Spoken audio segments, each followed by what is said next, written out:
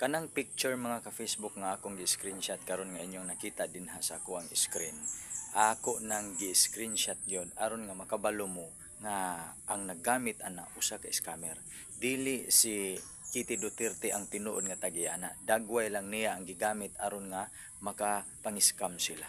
Ang ilahang teknik sa pag-scam diha mga ka-Facebook, pangutan-on mo pila sulod sa inyo ang GCash ug naa sila mga chitsi-buritsi na sila pangayoon kay sila pa times 2 times 10 times inana daghan kay sila mga pasumangil. Ang akong tambag sa inyo mga ka-Facebook, kung pananglit mo abot ni sa inyo ang dagway ni Kitty Duterte ang ipagawas, makita ninyo ayaw gid mog tuo ani kay tinuod og literal nga scammer ni sila. Gigamit lang nila ang dagway sa anak sa tuang kanhi former president sa Pilipinas, Rodrigo Roa Duterte. Ayaw mo pataka og tuo kay scammer na. Gipahibalo lang muna ako mga ka-Facebook. Maunay ako ang concern sa inyong tanan.